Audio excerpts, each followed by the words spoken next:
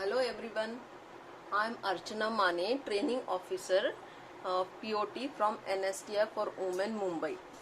आज का हमारा टॉपिक है teaching and managerial responsibilities of classroom and it's management. एक इंस्ट्रक्टर की teaching and managerial responsibilities towards classroom क्या होती है और उसको वो कैसे मैनेज करता है। Okay, so first of all we will see objectives. What are the objectives of today's class? Define the term teaching and training. List out the responsibilities of teacher or instructor or trainer. State the features of planning. Define management. List out points on classroom management. Objectives and benefits of classroom management. Brief the key elements of management of classroom. List out the characteristics of organized workshop and explain the steps involved in workshop layout. So first of all we'll see teaching. Teaching and training is a complex activity involving knowledge, skill and techniques of instruction of higher order.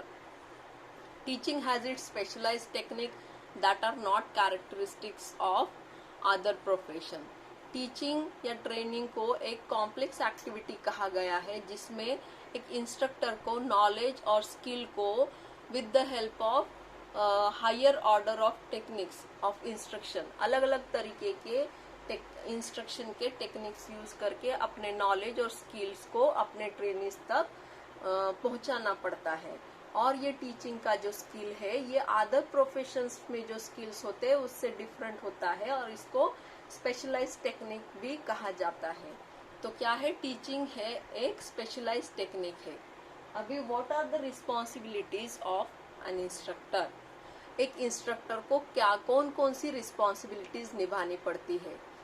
एक instructor को planning है, organising है, preparation for teaching है, assigning lessons, directing study activities, demonstrating skills, guiding skill practices, conducting group discussions, reviews and progressive tests and discussions and providing diagnostic and remedial work। एक teacher को हर चीज के लिए planning करनी पड़ती है, उसको फिर एक्टिविटीज को ऑर्गेनाइज करना पड़ता है, उसका प्रिपरेशन करना पड़ता है टीचिंग का, फिर लेसन्स असाइन करने पड़ते हैं, स्टडी एक्टिविटीज को डायरेक्ट करना पड़ता है, स्किल्स पढ़ाने के लिए डेमोन्स्ट्रेशन देने पड़ते हैं।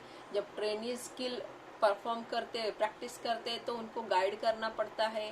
कुछ टॉपिक्स ऐसे होते हैं जिसमें ग्रुप डिस्कशन करके उनको पढ़ाना पड़ता है। फिर आपने जो भी पढ़ाया है उसके बारे में उनके क्या रिव्यूज है, रिव्यूज अगर अच्छे आते हैं तो अच्छी बात है, अगर रिव्यूज कुछ खराब आए या कमियां आपको पता चली तो उसमें आप वो कैसे डायग्नोस कर सकते हो with the help of progressive test. Progressive test के जो रिजल्ट आते हैं उसके बेसिस पे आप डिसाइड कर पाते हो कि ट्रेनीज को और इम्प्रूव करने की ज़रूरत है या फिर आपको अपना टीचिंग स्टाइल बदलने की ज़रूरत है, एक्सेट्रा।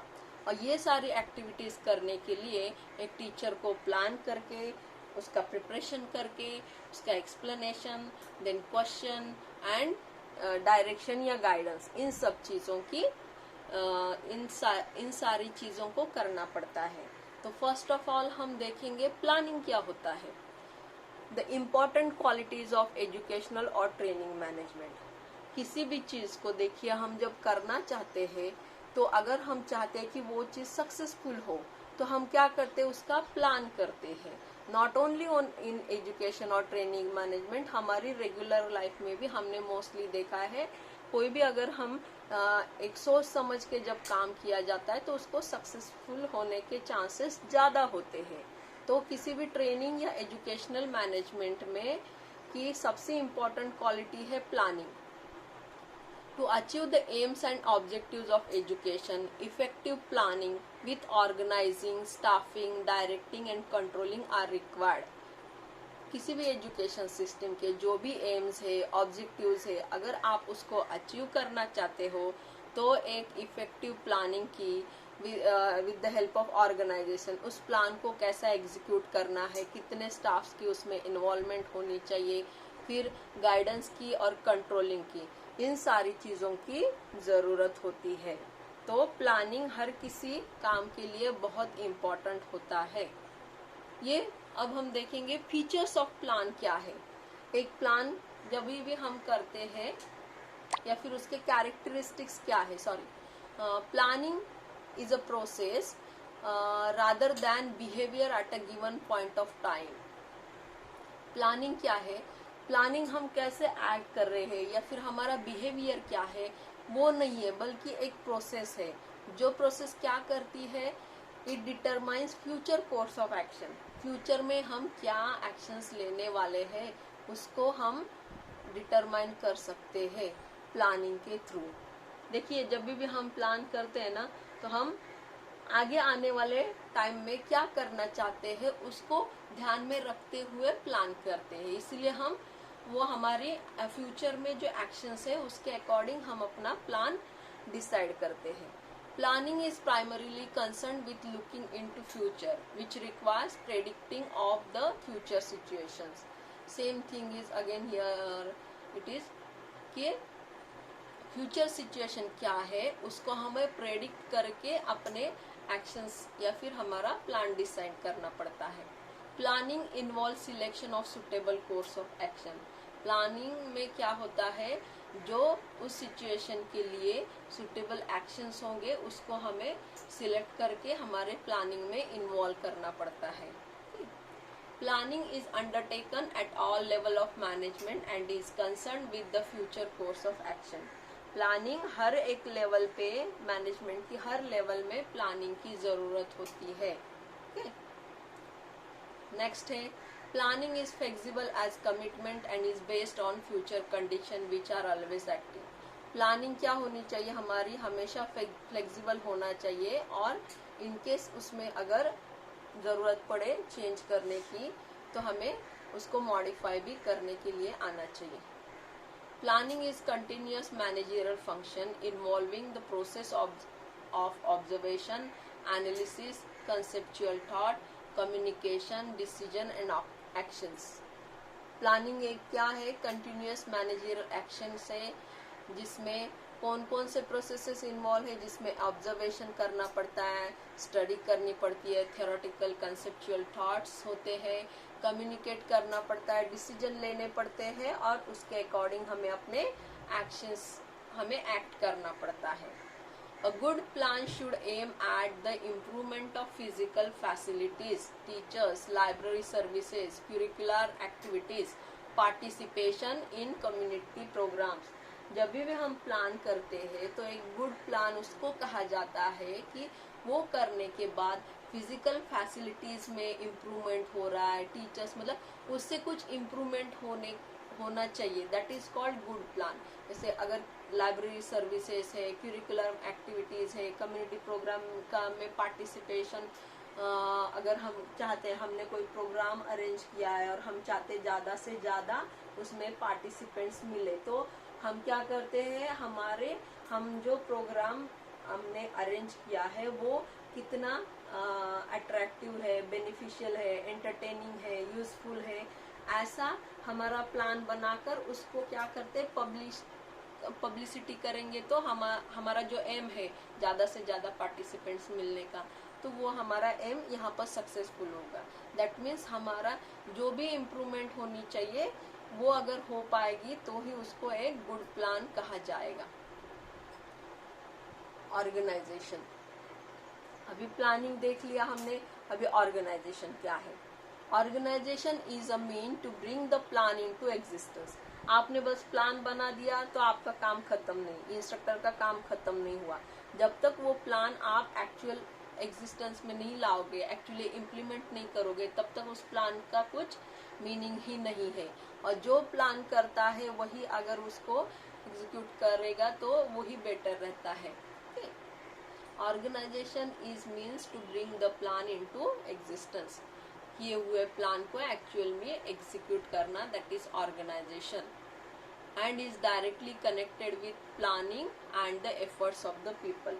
हम एग्जीक्यूट कब कर पाएंगे, जब हम पीपल्स के एफर्ट, सारे लोगों की मेहनत एक साथ लाएंगे तो ही हम अपना प्लान एग्जीक्यूट कर पाएंगे.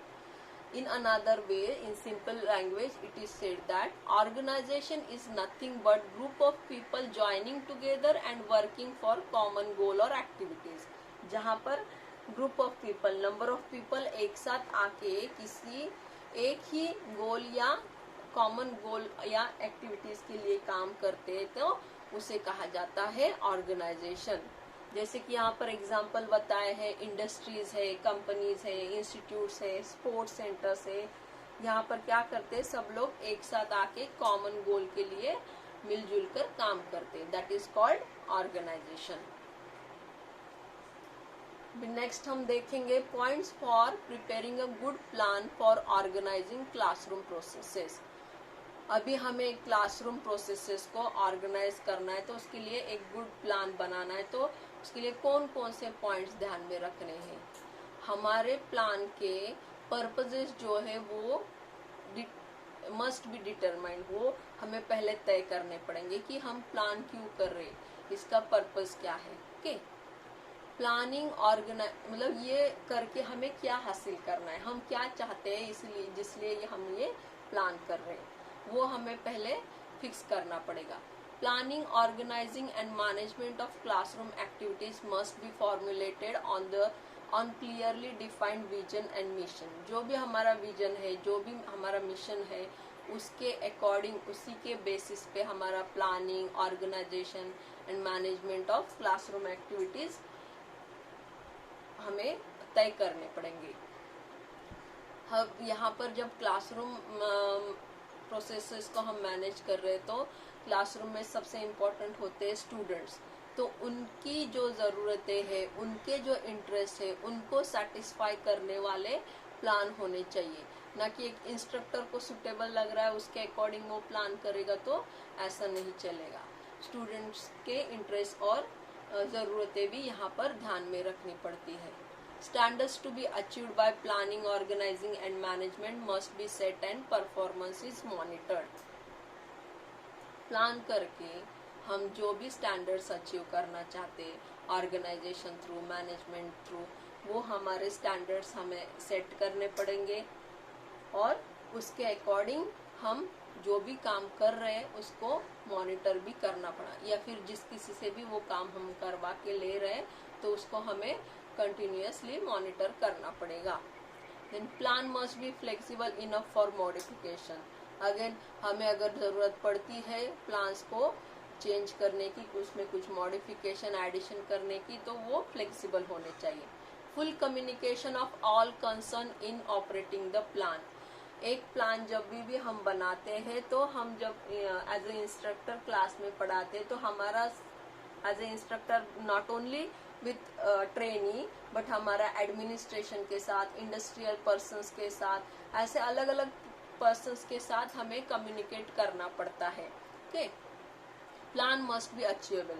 जो भी हम प्लान कर रहे हैं वो ऐसे प्लान करो कि जो अचीवेबल हो, नहीं तो अदरवाइज हमारे कैपेसिटी के बाहर प्लान हमने किया और हम वो एग्जीक्यूट नहीं कर पाए तो उस प्लान का कुछ भी मतलब नहीं रहेगा. Planning and organising. यहाँ पर हम देखेंगे प्लानिंग और ऑर्गेनाइजिंग एक दूसरों से कैसे रिलेटेड है. Well organising is closely associated with systematic planning. Well organising कब हम बोलेंगे, जब वो well organising is closely associated with systematic planning. That means अगर हमारा प्लान सिस्टमेटिकली हमने किया है तो ही हम उसको प्रॉपरली ऑर्गेनाइज कर पाएंगे. Planning is concern with identification of appropriate activities. Planning क्या है कि अप्रोप्रिएट एक्टिविटी, जो हमें एक्टिविटीज करवाने हैं उसको आइडेंटिफाई करना. And organising is concern with making arrangements to implement classroom activities. Planning मतलब हमने प्रोसेसेस अप्रोप्रिएट एक्टिविटीज आइडेंटिफाई किए कि कौन कौन से एक्टिविटीज हमें कराने हैं. और ऑर्गेनाइजिंग मतलब यहाँ पर हम अरेंजमेंट्स कर रहे हैं हमारे क्लासरूम एक्टिविटीज इम्प्लीमेंट करने के लिए. ओके, तो यहाँ पर एक इंस्ट्रक्टर को एज एन ऑर्गेनाइजर हमारे प्लानिंग को लिंक करना पड़ता है अलग अलग रोल्स के साथ, जैसे कम्युनिकेशन है, मोटिवेटिंग टू स्टूडेंट्स है, कंट्रोलिंग क्लासरूम है। यहाँ पर एक इंस्ट्रक्टर को एज ए ऑर्गेनाइजर ये सारे रोल निभाने पड़ेंगे। ये हो गया प्लानिंग एंड ऑर्गेनाइजिंग। अभी नेक्स्ट हमारा है classroom management. What is classroom management? Management क्या है वो सबसे पहले हम देखेंगे। Management is that function of an organisation concern with the coordination and cooperation necessary for attaining the goal with reference to classroom processes। Again यहाँ पर क्या बताया गया है कि किसी भी ऑर्गेनाइजेशन का वो फंक्शन है मैनेजमेंट, मतलब उसके जो भी गोल्स है उसको अचीव करने के लिए सबके साथ कोऑर्डिनेशन और कोऑपरेशन के साथ किए जाने वाले जो भी फंक्शंस है that is called management. Classroom management is process of leading the school, institute, college towards development through optimum use of human resources, physical sources, principles and concepts that help in achieving all the objectives and also the proper coordination and adjustment among all of them। Classroom management क्या है? किसी भी school है, institute है या college है, इनकी development, इनमें डेवलपमेंट लाना है। कैसे?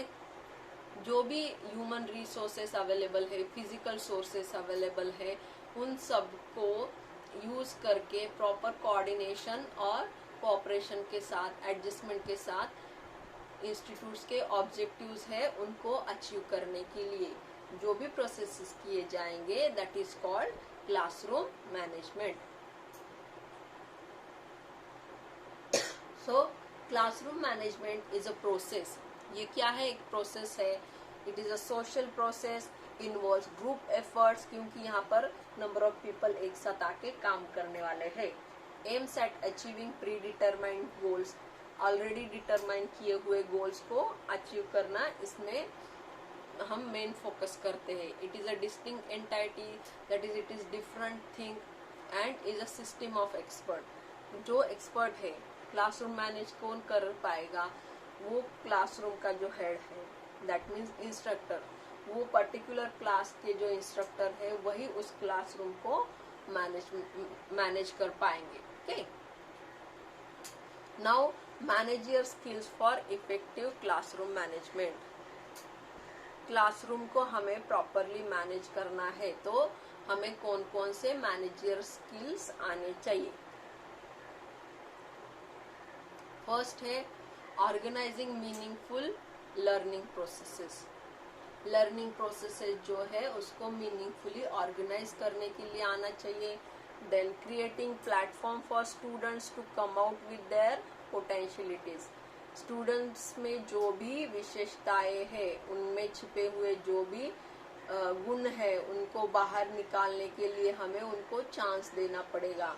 ऐसा हमें वहाँ पर सिचुएशन क्रिएट करनी होगी जिससे कि हम ये जान पाएंगे कि कौन कौन से स्टूडेंट्स में कौन कौन से विशेषताएं, कौन कौन से गुण है, स्किल्स है। नोइंग द स्टूडेंट्स को जानने के लिए हमें आना चाहिए। स्टूडेंट्स को मोटिवेट करना आना चाहिए।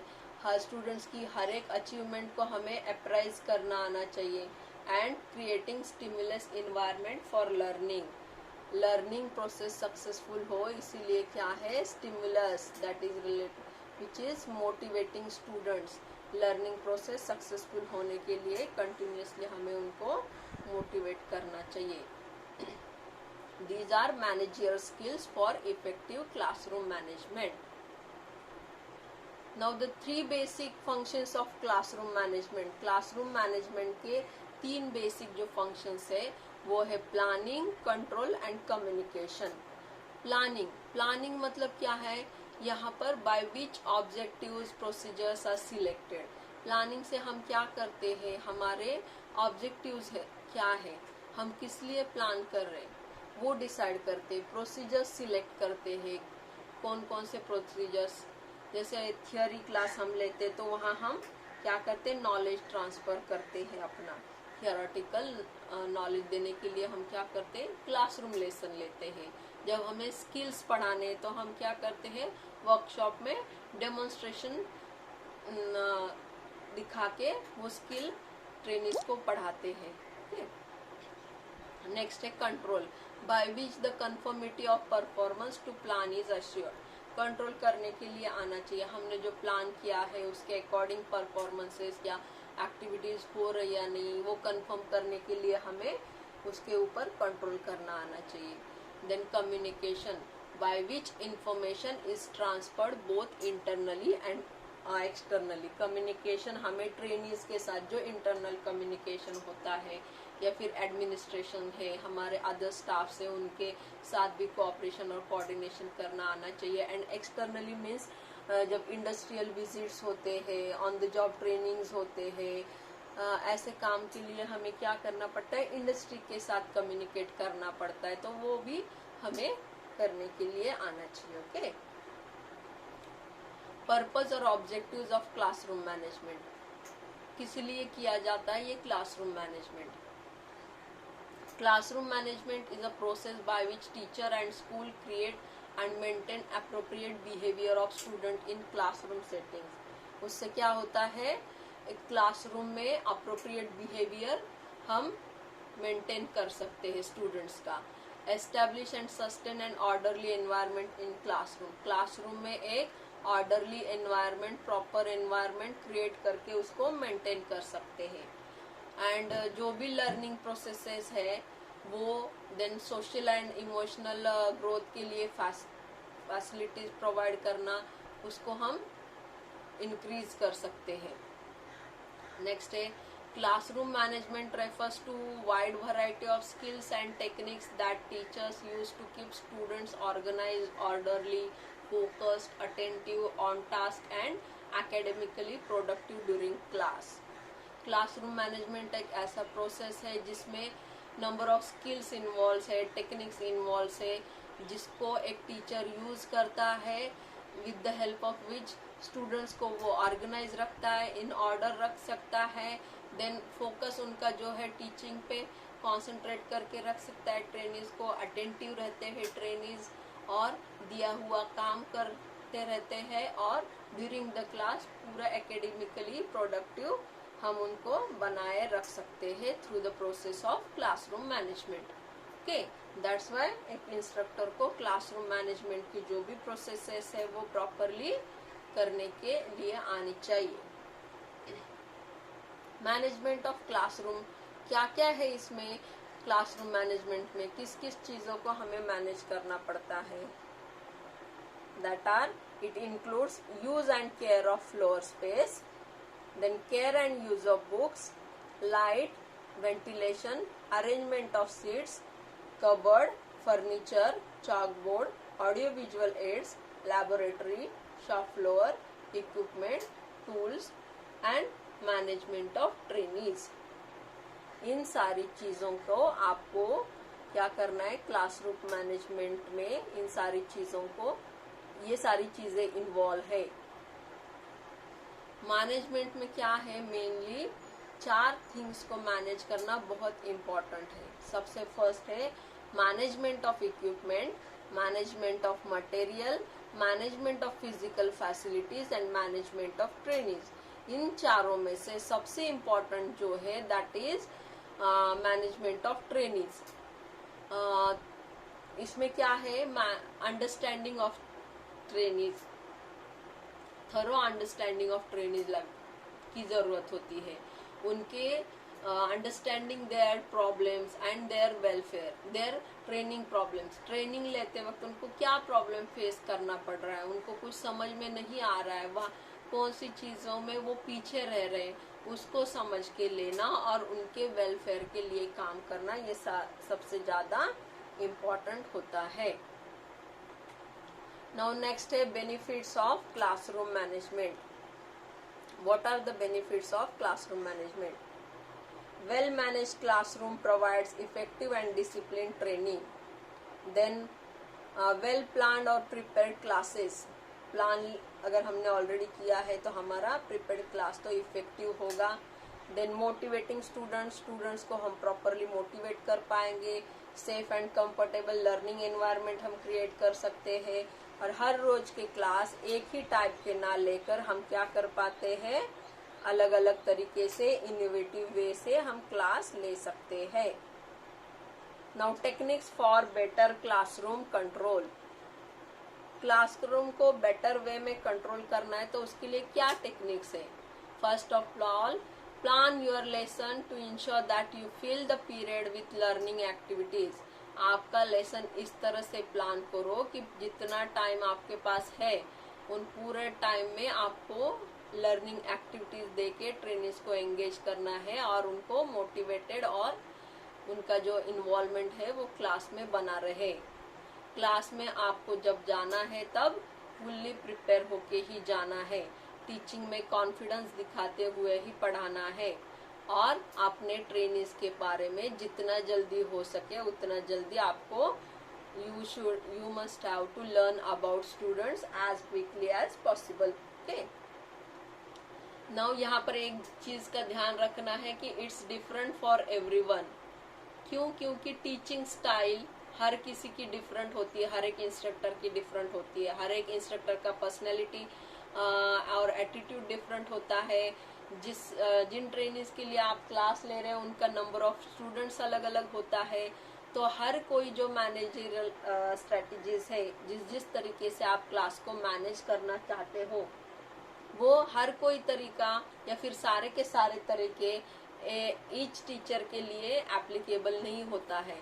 वो आपको ट्राई करना पड़ेगा कि कौन सा तरीका आपको बेटर लगता है आपके ट्रेनिंग्स के लिए या अपने खुद के लिए।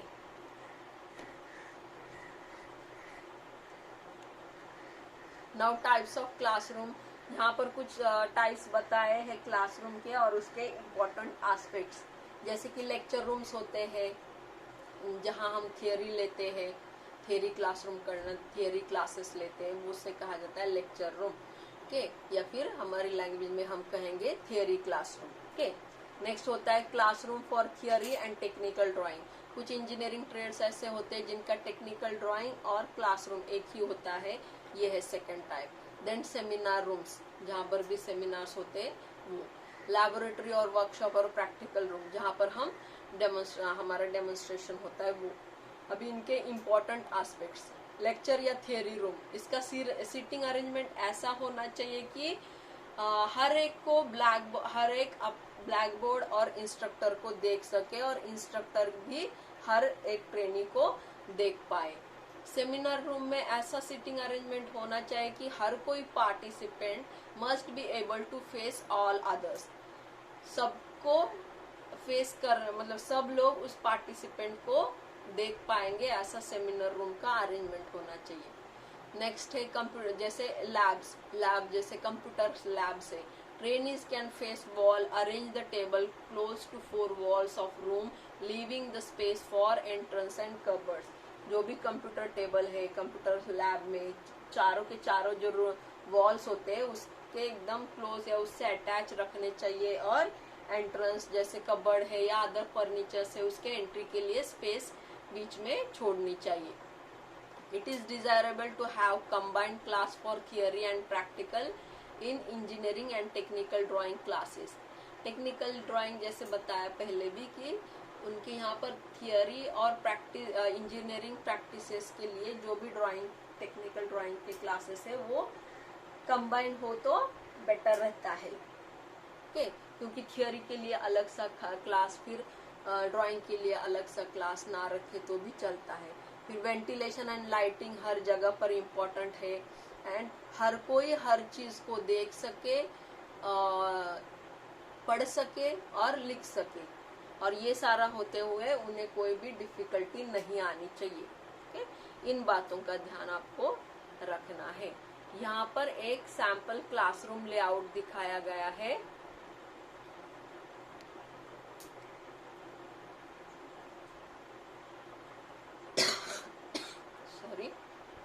जैसे यहाँ पर ब्लैक बोर्ड है, clock, then bulletin board, geographical map. एक स्कूल के क्लासरूम का यहाँ पर लेआउट दिखाया है। ग्लोब, बुक केस रखा है, देन यहाँ पर कंप्यूटर का अरेंजमेंट किया है, कंप्यूटर चेयर्स है, ये स्टूडेंट का सीटिंग अरेंजमेंट है, ये टीचर है, यहाँ पर teachers desk, arm chair and television. ये तो ओल्ड टाइप का है, यहाँ पर कंप्यूटर रहेगा या ये स्मार्ट बोर्ड रह के इसके साथ अटैच किया हुआ ये कंप्यूटर रहेगा। Then time management, classroom management का और एक इम्पॉर्टेंट एस्पेक्ट है टाइम मैनेजमेंट।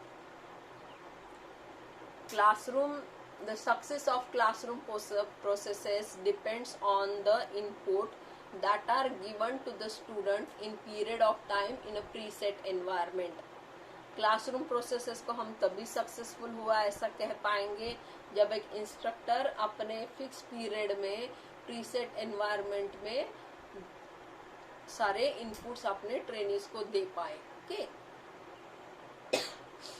तो टाइम मैनेजमेंट में टाइम टेबल बहुत इंपॉर्टेंट है। टाइम मैनेजमेंट हम टाइम टेबल के थ्रू ही कर पाते हैं।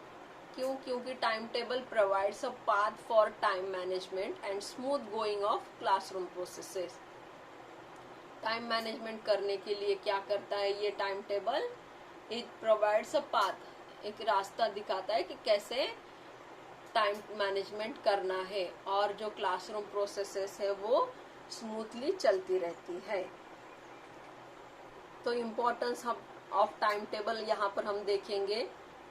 It brings system in classroom processes and institutes और स्कूल्स। क्या करता है टाइम टेबल? एक सिस्टम लाता है क्लासरूम प्रोसेसेस या और इंस्टीट्यूट्स में। Facilitates regular and even programs, regular and even program जैसे कि लॉन्ग टर्म कोर्सेस है, शॉर्ट टर्म कोर्सेस है, ये अरेंज करने में हेल्पफुल होता है। Then it eliminates unnecessary wastage of time and energy, नहीं होता है। अलग अलग सब्जेक्ट्स के लिए टाइम इक्वली डिस्ट्रीब्यूट कर पाते हैं हम। Then it ensures the efficiency. Then it leads even and regular schools और क्लासरूम प्रोसेसेस। जैसे कि रेगुलर प्रोसेसेस क्या होते हैं कि रेगुलरली थियरी क्लास होना चाहिए, रेगुलरली प्रैक्टिकल्स आपके होने चाहिए, और अदर कुछ एक्स्ट्रा एक्टिविटीज हैं तो उसमें टाइम देना है तो आप इन सब थियरी है या जो भी एकेडमिक आपका काम है उसको कंप्लीट करने के बाद जो बचता है टाइम आप उसको दे पाओगे या नहीं, या कौन से टाइम में आपको वो सारे एक्स्ट्रा एक्टिविटीज अरेंज करने हैं वो आप सोच पाते हो। Then facilitates advance planning by teacher and trainees, teacher and students. आपके पास पता है इतना टाइम मुझे क्लासेस लेने के लिए देना है या इतने टाइम को मुझे क्लास अटेंड करने के लिए जाना है, उसके अकॉर्डिंग आप क्या करते हो एडवांस, दूसरा काम कुछ करना है तो उसका आप प्लानिंग एडवांस में कर सकते हो। Then it helps to maintain discipline. Okay, discipline maintain करने में हेल्पफुल होता है time table. And it creates a psychological environment. Psychologically ये पता है कि मुझे 11 o'clock ये क्लास अटेंड करना है, फिर 1 o'clock से मुझे 2 o'clock से ये मुझे प्रैक्टिकल्स अटेंड करने हैं। तो साइकोलॉजिकली आप उस आगे आने वाले एक्टिविटीज के लिए प्रिपेयर रहते हो, एक इंस्ट्रक्टर भी और स्टूडेंट्स भी। ठीक, तो ये सारे हो गए importance of time table.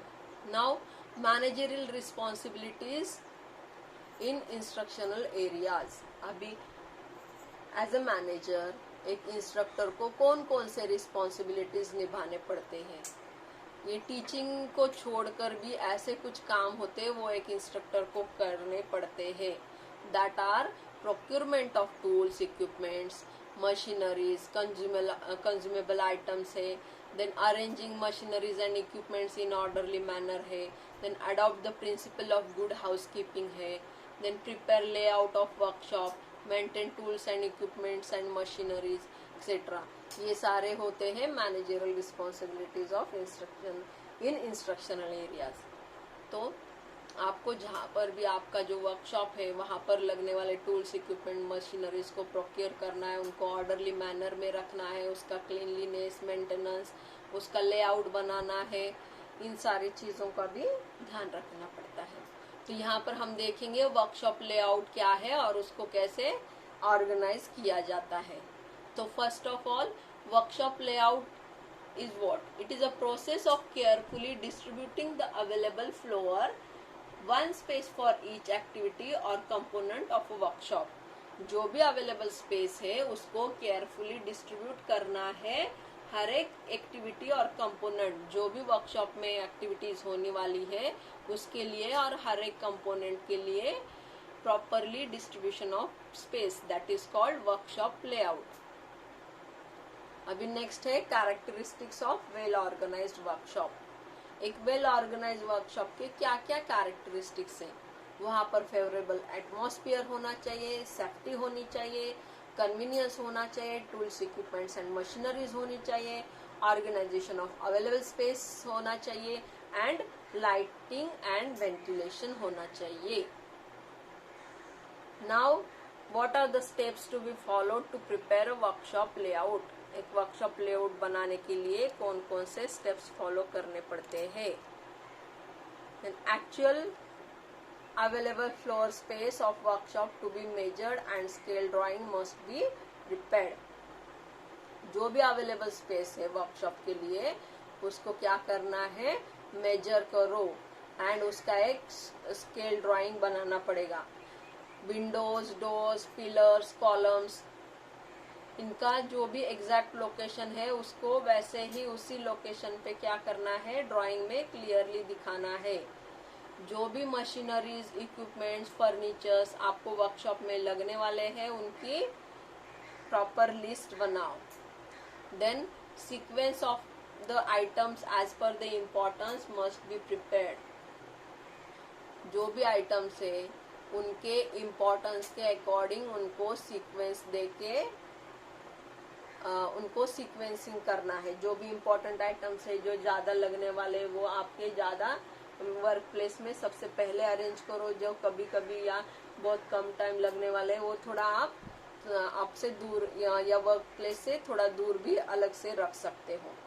After sequencing floor space for other, ये सारा सीक्वेंसिंग होने के बाद फ्लोर स्पेस है जैसे अदर फैसिलिटीज लाइक स्टोरेज है, ड्रिंकिंग वाटर है, इन सब के लिए भी आपको क्या करना है? फ्लोर स्पेस रखना है। Then next है sufficient open space in and around the heavy machinery must be provided. Heavy machinery जो भी है उनके आजू बाजू में sufficient open space रखना है। किस लिए? उसका हैंडलिंग एंड मेंटेनेंस प्रॉपर होने के लिए और कोई एक्सीडेंट्स या over crowding around the machine ना हो इसलिए। Care must be taken to see that floor space needed for each item has been properly estimated and represented floor space are occupied by each individual is on the same scale. यहाँ पर अभी आपको देखना है कि जितने भी machineries है, जितने भी कंपोनेंट्स है, उन सब के लिए और मशीनरीज और वर्क प्लेस में जो भी पर्सन्स उसको हैंडल करने वाले उनको लगने वाली स्पेस को एक ही स्केल में, मतलब जितनी भी जगह लगने वाली है उसको आपने प्रॉपरली एस्टिमेट किया है और उसके अकॉर्डिंग ही उस लेआउट पे दिखाया है। नेक्स्ट है provision must be made for future expansion of workshop. Workshop को अगर आपको in case of in future expand करने का अगर टाइम आ गया, जरूरत पड़ी, तो उस वैसा भी प्रोविजन वहां पर होना चाहिए। अदरवाइज मेरे पास जितना भी स्पेस है वो मैंने सारा ऑक्यूपाई किया और फिर एक्सपांशन के लिए अभी कोई चांस ही नहीं है, स्पेस ही अवेलेबल नहीं है, ऐसा नहीं होना चाहिए। ओके, शॉप फ्लोर, यहाँ पर एक शॉप फ्लोर का इमेज दिखाया गया है। देखिए कैसे प्रॉपरली सारे मशीन अरेंज किए, हर एक मशीन के सामने हैंडल करने वाले को खड़ा होने के लिए जगह दी हुई, फिर वहाँ यहाँ से वहाँ पास होने के लिए प्रॉपरली मार्किंग किया हुआ है। देन लाइटिंग प्रॉपरली यहाँ पर आ रहा है, कहीं पर भी अंधेरा नहीं दिख रहा है। In the same way you also have to arrange the tools, equipments and machineries in your concentrated workshop. Okay, workshop management. अभी वर्कशॉप मैनेजमेंट में क्या क्या करना है? अब या फिर a well equipped workshop is essential for imparting training.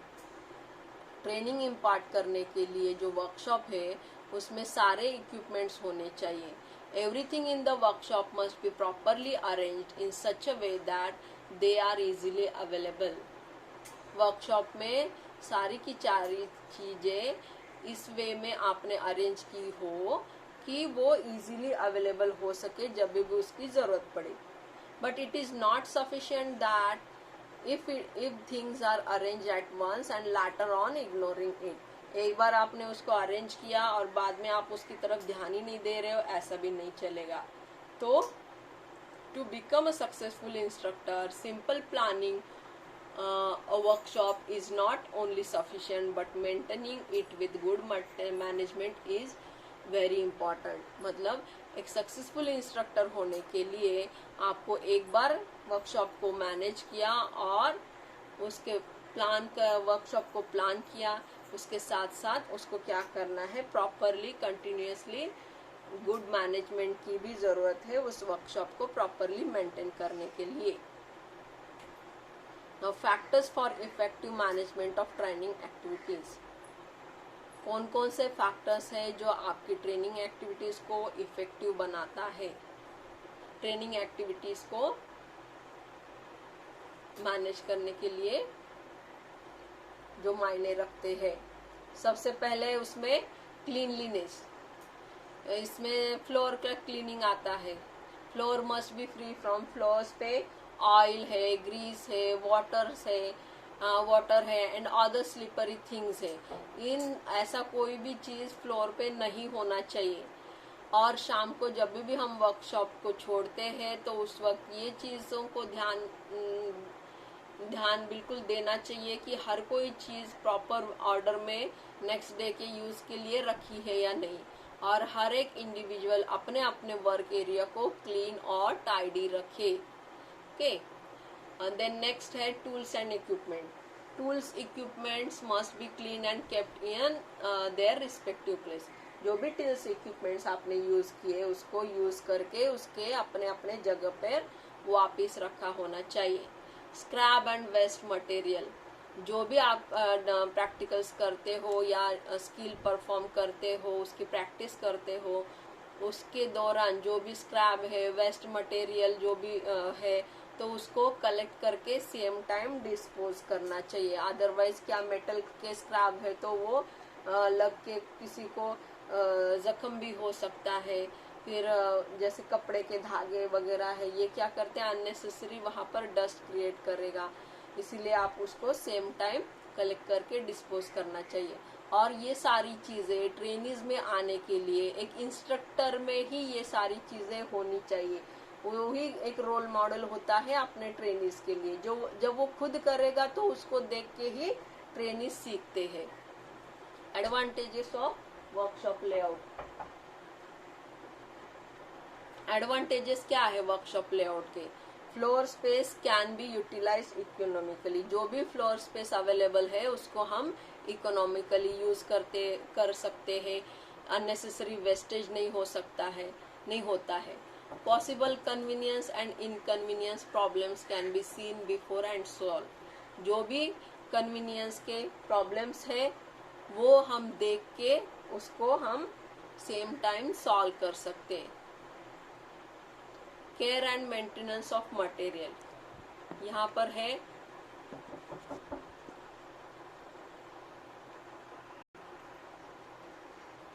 care and maintenance of materials. Tools and equipment must be clean and checked regularly. अब यहाँ पर हमें मटेरियल का जो भी केयर एंड मेंटेनेंस है उसके लिए क्या है, टूल्स इक्विपमेंट्स को रेगुलरली क्लीन करके रखना है और उसको हमेशा चेक करते रहना है. स्टॉक रजिस्टर्स भी जरूरी है. Then there should be proper arrangement for storage of tools and equipment. Tools equipment को रखने के लिए प्रॉपर अरेंजमेंट होना चाहिए. Everything must be replaced in their own and respective places after use.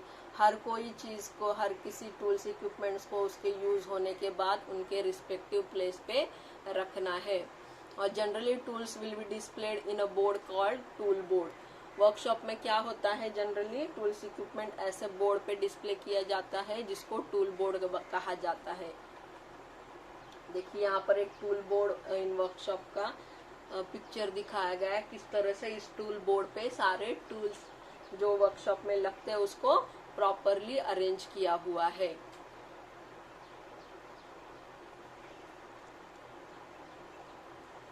Okay, now maintenance and repair of tools and equipments. Tools and equipment का maintain कैसे करेंगे और रिपेयर कैसा, मेंटेनेंस एंड रिपेयरिंग कैसे किया जाता है। Maintenance of equipments are classified into 2 types. इसको 2 टाइप्स में क्लासिफाई किया जाता है। Before going out of order, या उसको कहा जाता है प्रिवेंटिव मेंटेनेंस। कोई भी टूल इक्विपमेंट है वो खराब होने से पहले जो मेंटेनेंस किया जाता है that is called preventive maintenance. यहाँ पर इक्विपमेंट्स को रेगुलरली चेक करना पड़ेगा। जब भी आप कुछ काम करते हो या फिर ड्यूरिंग द प्रैक्टिकल्स अगर कुछ माइनर डिफेक्ट आता है तो सेम टाइम आप उसको रेक्टिफाई कर सकते हो without any delay. Okay, a maintenance schedule must be made and instructor should see that it is being followed properly. Tools equipments या मशीन इनका टूल्स इक्विपमेंट्स है, मशीनरीज है, इनका प्रॉपरली मेंटेनेंस होने के लिए एक मेंटेनेंस शेड्यूल बनाया जाना चाहिए और इंस्ट्रक्टर ने देखना चाहिए कि वो प्रॉपरली फॉलो हो रहा है या नहीं। जितनी जिस तरह से रिक्वायरमेंट होती है, जैसे वीकली वंस या ट्वाइस या थ्राइस, ये हर अलग अलग मशीन्स या टूल्स इक्विपमेंट के ऊपर डिपेंड करता है कि उसमें कितना मेंटेनेंस की ज़रूरत है। वो आप with different group of training से भी करवा सकते हो और अदरवाइज रोटेशन वाइज। ठीक है, एंड नेक्स्ट है after going out of order. दूसरा जो टाइप है that is called corrective maintenance. When equipment goes out of order, जब कोई इक्विपमेंट खराब होता है, काम करना बंद होता है, तो एज ए एक इंस्ट्रक्टर की सबसे पहली जो ड्यूटी होती है क्या करना है, उसको कंसर्न अथॉरिटी को रिपोर्ट करना है। देन रिलेटेड फील्ड से एक्सपर्ट को बुलाया जाएगा और वो टूल रेक्टिफाई कर लिया जाएगा। एक हिस्ट्री शीट होती है जो मशीन्स के साथ ही अवेलेबल आई हुई होती है, उसमें रिमीडियल एक्शंस जो भी किए हैं उसका रिकॉर्ड मेंटेन करना होता है और ये रिकॉर्ड हम फ्यूचर रेफरेंसेस के लिए यूज कर सकते हैं। सबसे लास्ट एक छोटा पॉइंट है टूल क्राइब। टूल क्राइब मतलब it is a area in workshop where extra tools and accessories are kept, जहाँ पर एक्स्ट्रा टूल्स एंड एक्सेसरीज रखे जाते हैं यहाँ पर, या फिर जहाँ पर टूल्स एंड इक्विपमेंट्स टूल्स को सर्विस एंड रिपेयरिंग होता है, that is called tool Cribb. Okay, तो ये हो गया आज का हमारा टॉपिक। ठीक है, thank you very much for listening.